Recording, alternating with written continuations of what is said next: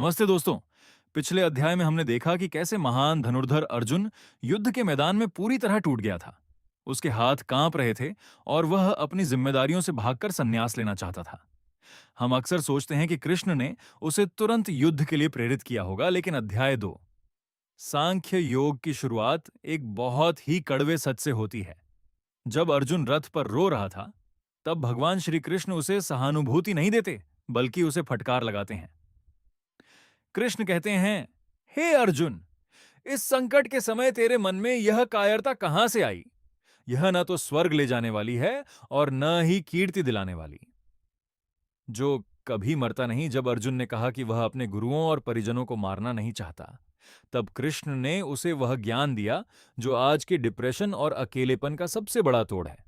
कृष्ण ने कहा कि हम यह शरीर नहीं, बल्कि आत्मा है। जैसे हम पुराने कपड़े उतार कर नए कपड़े पहनते हैं, वैसे ही आत्मा एक शरीर को छोड़कर दूसरा शरीर धारण करती है।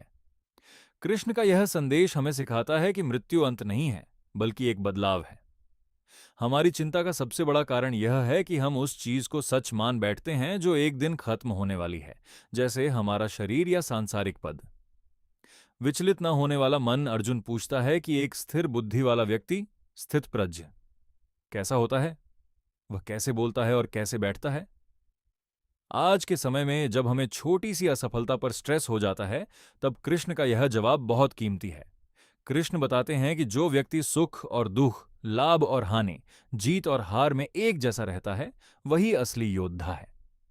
एक कछुए की तरह जो अपनी इंद्रियों को बाहरी दुनिया से समेट लेता है, हमें भी अपनी भावनाओं पर नियंत्रण रखना चाहिए। अगर हमारा रिमोट कंट्रोल दूसरों के हाथों में है कि कोई तारीफ करे तो हम खुश और बुराई करे तो दुखी, तो हम कभी शांत नहीं रह पाएंगे।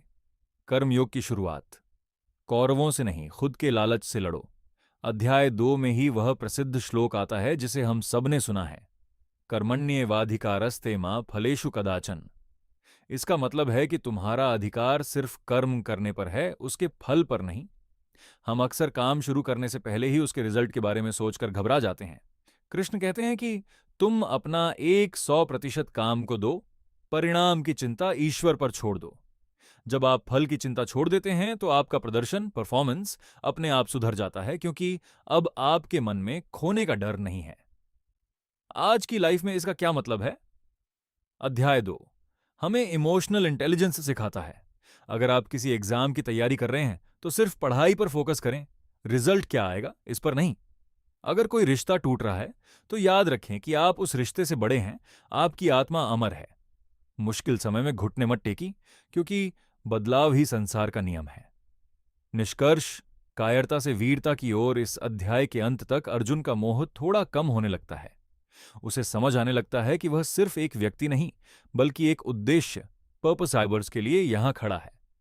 कृष्ण ने उसे दिखाया कि जीवन एक युद्ध है और इससे भागना समाधान नहीं है। अगले ब्लॉग में हम जानेंगे कि कृष्ण ने सिर्फ ज्ञान की बात क्यों नहीं की, बल्कि अध्याय 3 कर्म योग में काम करने की कला को और गहराई से क्यों समझाया।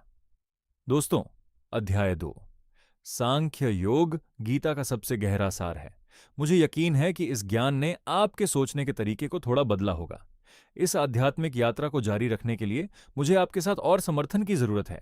जैसे ही इस वीडियो पर 1000 व्यूज और 20 लाइक्स पूरे होंगे, मैं तुरंत अध्याय 3 कर्म योग की कहानी अपलोड कर दूंगा। तो देर किस बात की? अगर आपको यह जानकारी कीमती लगी तो अभी लाइक बटन दबाएं।